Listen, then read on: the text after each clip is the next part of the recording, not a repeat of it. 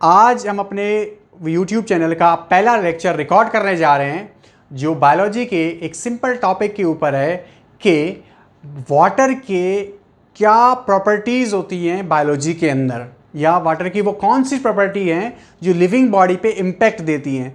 तो उन कैरेक्टरिस्टिक्स, उन प्रॉपर्टीज़ को हम यहाँ पे डिस्कस करेंगे जो हमारे फर्स्ट ईयर के सिलेबस चैप्टर 1 बायोलॉजिकल मॉलिक्यूल का एक सिंपल सा टॉपिक है। उसको हम स्टार्ट करते हैं। चलें जी, वक्त ज़ाया किए बगैर हम शुरू करते हैं। हमारा पहला टॉपिक जो है बायोलॉजिकल प्रॉपर्टीज़ ऑफ वाटर, यानी कि बायोलॉजिकल प्रॉपर्टीज ऑफ वाटर, यानी वाटर के बायोलॉजिकल प्रॉपर्टीज को हम डिस्कस करेंगे। चलें जी, पहले थोड़ा सा मैं आपको आइडिया दूं जो बेसिक है वाटर के हवाले से, जो ऑलमोस्ट पता है सबको कि वाटर जिसका केमिकल फार्मूला हमारे पास होता है वो है H2O, यानी वाटर का केमिकल फार्मूला क्या है? H2O है। और हमें इसमें एक बात पता है कि वाटर के अंदर एक ऑक्सीजन मॉलिक्यूल जबकि दो हाइड्रोजन के मॉलिक्यूल्स या दो हाइड्रोजन के एटम्स होते हैं, यानी एक ऑक्सीजन का एटम होगा और दो हाइड्रोजन के एटम होते हैं, ठीक है। और होता क्या है कि जो हाइड्रोजन्स हैं वो बेसिकली जो दोनों हाइड्रोजन हैं हमारे पास, वो दोनों हाइड्रोजन पार्शियली पॉजिटिव चार्ज्ड होते हैं, यानी कि पार्शियली पॉजिटिव चार्ज, और जो ऑक्सीजन है वो पार्शियली नेगेटिव चार्ज होता है, ठीक है। यानी कि ये पार्शियली पॉजिटिव चार्ज होते हैं और ये पार्शियली नेगेटिव चार्ज होता है। इससे हमें एक बात समझ में आती है क्या, कि water is a polar compound, यानी वाटर क्या है हमारे पास? वाटर एक क्या है? पोलर कंपाउंड होता है, यानी वाटर पोलर कंपाउंड है। वाटर पोल्स बनाता है, उसके अंदर आयंस बनती हैं, तो आयनिक फॉर्म होती है, इसकी आयनिक कैरेक्टरिस्टिक्स होती हैं। तो वाटर एक पोलर कंपाउंड है, ये भी बहुत इंपॉर्टेंट प्रॉपर्टी है वाटर की। यानी वाटर क्या है हमारे पास? एक पोलर कंपाउंड है। यानी वाटर क्या है हमारे पास? पोलर कंपाउंड है या पोलर मॉलिक्यूल है। तो वाटर पोलर कंपाउंड है, पोलर मॉलिक्यूल है। अच्छा, एक और बात सवाल आपके जहन में ये उठेगा कि हम वाटर को क्यों डिस्कस कर रहे हैं, क्या वजूहात हैं, किस बेस पे हम वाटर को ही डिस्कस कर रहे हैं। तो इसकी रीज़न क्या है? देखिए, हमें एक बात पता है, क्योंकि हमारा जो अर्थ है, हमारे अर्थ का भी तकरीबन 70% जो हिस्सा है, 70% जो पार्ट है वो बेसिकली वाटर पे कंसिस्ट होता है। वाटर इंपॉर्टेंट हो गया। दूसरी बात, हमारे बॉडी का 70 से 90% वाटर होता है। हमारे सेल, जो हमारा सेल है जिससे हमारी बॉडी बनती है, जिससे कोई भी लिविंग बॉडी बनती है, तो हमारा जो सेल है उस सेल का 90% वाटर होता है।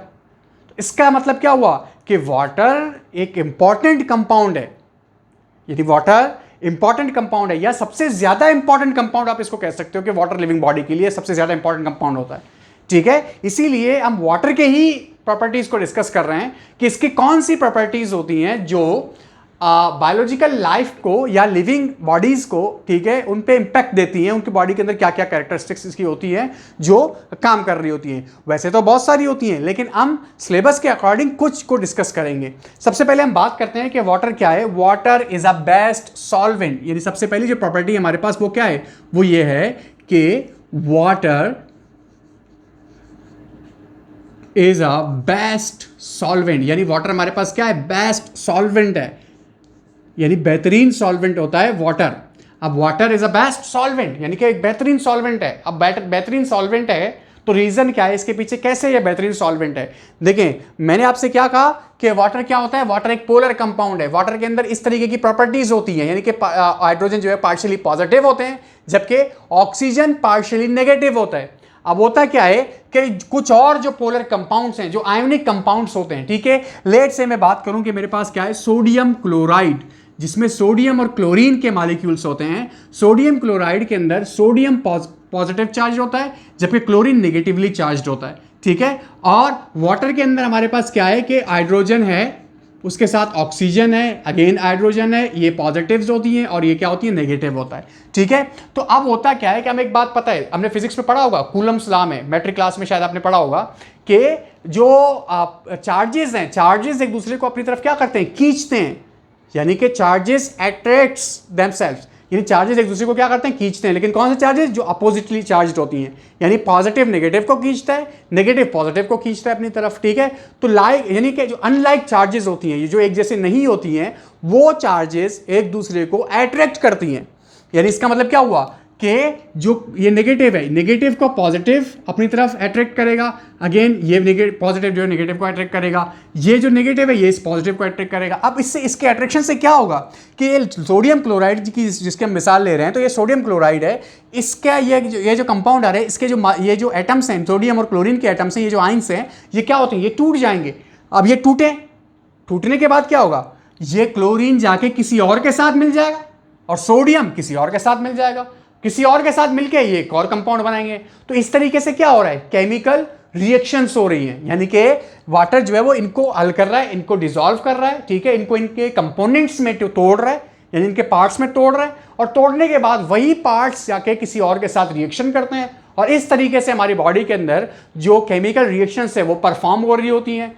तो इसका मतलब क्या हुआ कि वाटर की ये प्रॉपर्टी कि वाटर एक बेस्ट सॉल्वेंट है, ये प्रॉपर्टी लिविंग बॉडी के ऊपर इस तरीके से इंपैक्ट दे रही है कि बहुत सारी केमिकल रिएक्शंस हैं, वो बहुत सारी केमिकल रिएक्शंस होती हैं वाटर की वजह से। कैसे, इस तरीके से कि वो आइंस को ब्रेक डाउन करता है, उनको सेपरेट आउट करता है, ठीक है। और सिमिलरली अच्छा, वाटर ना सिर्फ पोलर कंपाउंड्स को जो है वो तोड़ देता है, उनको डिसॉल्व करता है, बल्कि कुछ नॉन पोलर कंपाउंड्स को भी डिसॉल्व करता है, यानी कुछ नॉन पोलर कंपाउंड्स होते हैं उनको भी अपने अंदर क्या कर रहा होता है, डिसॉल्व कर देता है, उनको तोड़ देता है, उनको ब्रेक डाउन कर देता है।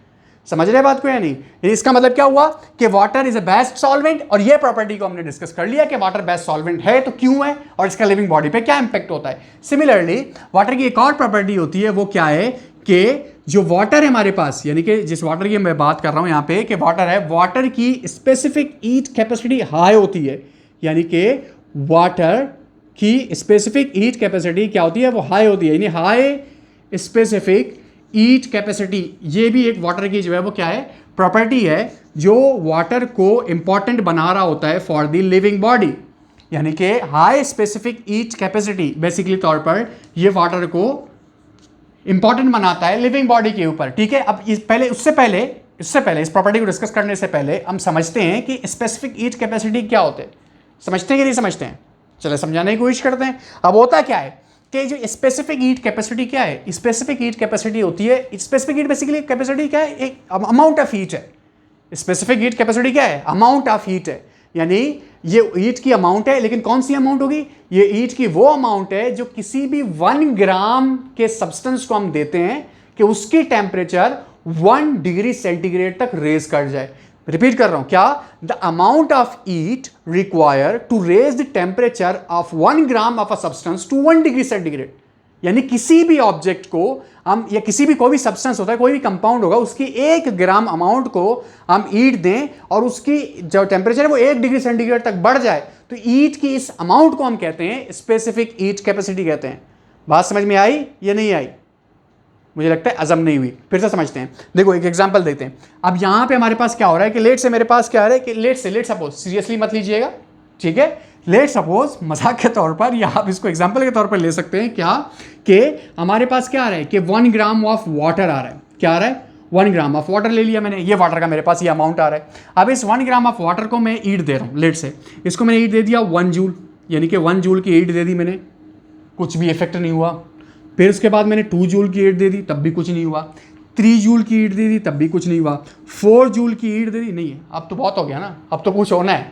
तो अब क्या होगा, जब मैंने 4 जूल की हीट दे दी, तो इस 4 जूल की हीट ने क्या किया, इस 1 ग्राम ऑफ वाटर की टेम्परेचर को बढ़ा दिया इनटू 1 डिग्री सेंटीग्रेड, यानी कि इसको बढ़ा दिया 1 डिग्री सेंटीग्रेड तक इसकी टेम्परेचर को। तो हीट की इस अमाउंट को हम कहेंगे स्पेसिफिक हीट कैपेसिटी। क्यों, क्योंकि हीट की इस अमाउंट ने इस 1 ग्राम ऑफ सब्सटेंस को या इसकी टेम्परेचर को 1 डिग्री सेंटीग्रेड तक बढ़ा दिया। तो that's why this amount of heat is called as the specific heat capacity.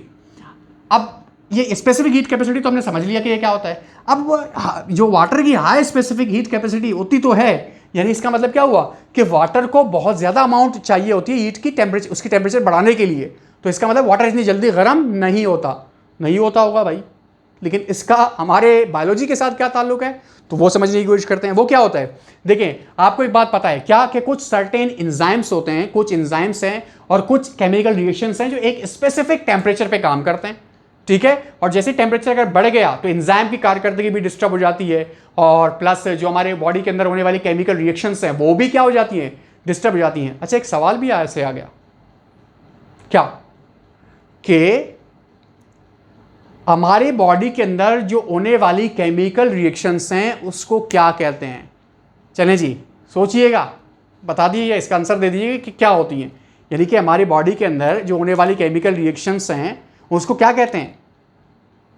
सोचें थोड़ा सा। हमारे बॉडी के अंदर, जी जी बिल्कुल भाई, जो आप सोच रहे हो क्या कि हमारी बॉडी के अंदर जो होने वाली केमिकल रिएक्शंस हैं उन केमिकल रिएक्शंस को कहा जाता है मेटाबॉलिज्म या मेटाबॉलिक एक्टिविटीज। यानी कि मेटाबॉलिज्म या मेटाबॉलिक एक्टिविटीज क्या होती हैं? मेटाबॉलिज्म या मेटाबॉलिक एक्टिविटीज कहते हैं जिस्म के अंदर, बॉडी के अंदर होने वाली केमिकल रिएक्शंस को मेटाबॉलिज्म या मेटाबॉलिक एक्टिविटीज कहा जाता है। ठीक है, यानी हमारी बॉडी के अंदर जो मेटाबॉलिज्म हो रही है, ठीक है, उस मेटाबॉलिज्म के लिए हमें एक मखसूस टेम्परेचर, एक फिक्स टेम्परेचर चाहिए होती है, एक स्पेसिफिक टेम्परेचर चाहिए होती है। तो उस टेम्परेचर को मेंटेन करने के लिए ये लाजमी है कि हमारी बॉडी के अंदर जो वाटर है, जो बेस्ट मीडियम है फॉर द केमिकल रिएक्शंस, ठीक है, अब वो वाटर की टेम्परेचर बढ़े ना, जल्दी गर्म ना हो। तो यानी क्या हुआ, क्योंकि वाटर की हमारे पास क्या है कि स्पेसिफिक हीट कैपेसिटी हाई होती है, उसकी टेम्परेचर इतनी जल्दी बढ़ती नहीं है, इसलिए हमारी बॉडी के अंदर जो होने वाली केमिकल रिएक्शंस हैं वो स्मूथली रन भी कर रहे होते हैं, स्मूथली चल रहे होते हैं। ये इसका एक रीजन है वाटर की। तो यानी कि बहुत इंपॉर्टेंट प्रॉपर्टी होगी वाटर की फॉर द लिविंग बॉडी। ठीक है, इसके अलावा एक और प्रॉपर्टी होती है वाटर की कि जो इंपॉर्टेंट होती है फॉर द लिविंग बॉडी, वो क्या है कि जो वाटर है हमारे पास, water is a amphoteric molecule. यानी कि वाटर हमारे पास क्या है? Water is an amphoteric molecule. यानी वाटर हमारे पास क्या होता है? वो एम्फोटेरिक मॉलिक्यूल है, यानी कि एम्फोटेरिक मॉलिक्यूल होता है। अब यहां पे पहले ये बात हो गई, अब पहले वर्ड आ रहा है एम्फोटेरिक। इस एम्फोटेरिक का मतलब क्या होता है ये समझने की कोशिश करते हैं। एम्फोटेरिक का मतलब क्या होता है? एम्फोटेरिक यानी कि वो कंपाउंड, वो मॉलिक्यूल जो एसिड की तरह भी एक्ट करे और बेस की तरह भी एक्ट करे।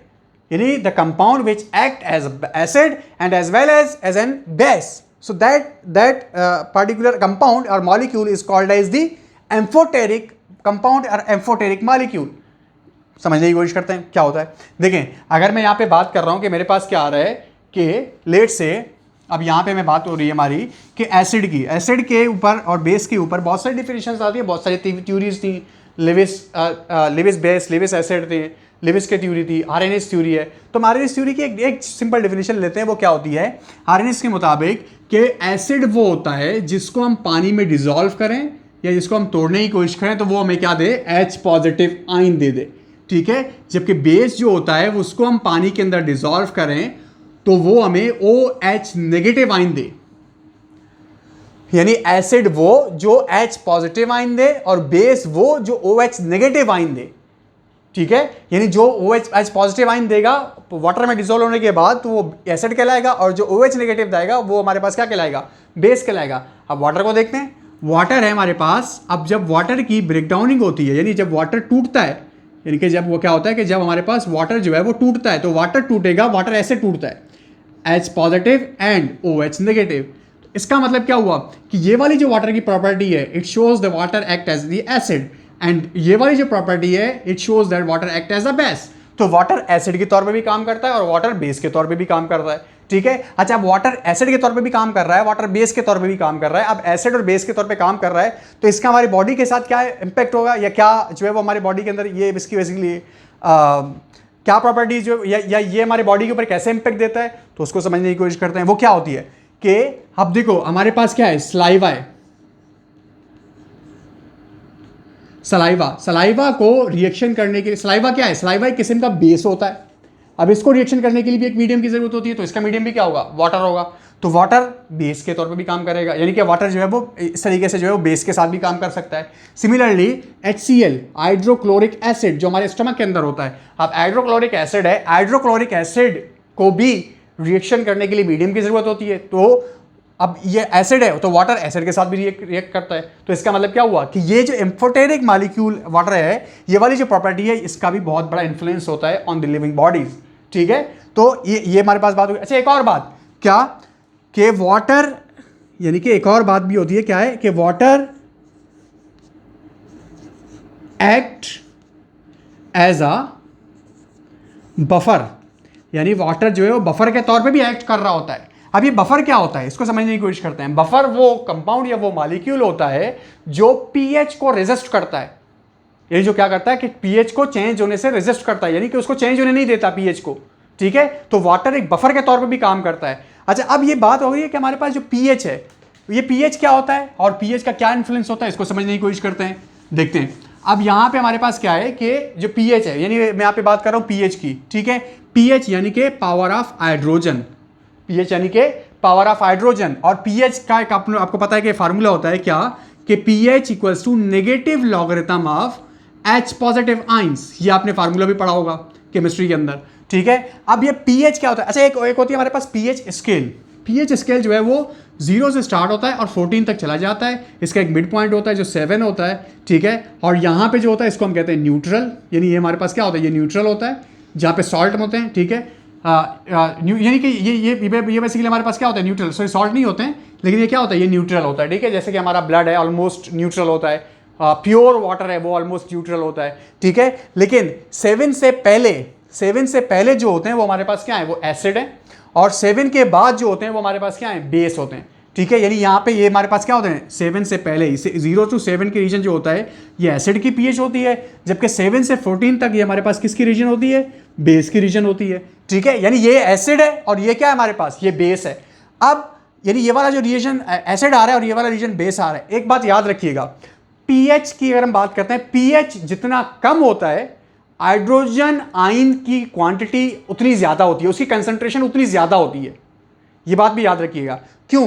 क्योंकि अगर हम यहाँ पे इस फार्मूले को थोड़ा सा अगर हम देखने की कोशिश करें तो हमारे पास ये फार्मूला नेगेटिव लॉगरिथम है ना, तो इसको अगर हम ओपन करने की कोशिश करें तो ये कुछ ऐसा बन जाएगा, 1/log H पॉजिटिव आइंस। इसका मतलब क्या हुआ कि जो पीएच और H पॉजिटिव आइंस की जो कंसंट्रेशन है वो क्या है, वो इनवर्स प्रोपोर्शन में, इनवर्स प्रोपोर्शन में। इसका मतलब क्या हुआ कि H पॉजिटिव आयन बढ़ेगी तो पीएच कम होगा, और अगर पीएच ज्यादा है तो H पॉजिटिव आयन कम है। मतलब एसिड की जो अगर लेट से कि कोई एसिड हमारे पास आ रहा है, उस एसिड की हमारे पास पीएच आ रही है 3, ये उसकी पीएच आ रही है 3 आ रही है, तो इसका मतलब क्या हुआ, उसकी पीएच कम है तो H पॉजिटिव आयन की क्वांटिटी क्या है उसके अंदर, या उसकी अमाउंट कंसंट्रेशन क्या है उसके अंदर, ज्यादा है। सिमिलरली अगर कोई बेस है, यानी कोई हमारे पास क्या आ रहा है, बेस आ रहा है। अब बेस की अगर पीएच लेट से कोई पीएच हमारे पास आ रहा है 11, ये कोई बेस है, ठीक है। अब इसकी पीएच हमारे पास आ रही है 11, तो इसका मतलब क्या हुआ, इसकी H पॉजिटिव आयन की कंसंट्रेशन वो लो है, यानी पीएच ज्यादा तो H पॉजिटिव आयन की कंसंट्रेशन क्या होगी, वो लो हो गई। यानी इनवर्स प्रोपोर्शन में होते हैं, एक बढ़ेगा तो दूसरा कम होगा, ठीक है। तो अब ये पीएच रेजिस्ट करता है, तो पीएच रेजिस्ट कर रहा है यानी बफर के तौर पे काम कर रहा है, पीएच को रेजिस्ट कर रहा है, ठीक है, पीएच को चेंज होने नहीं देता।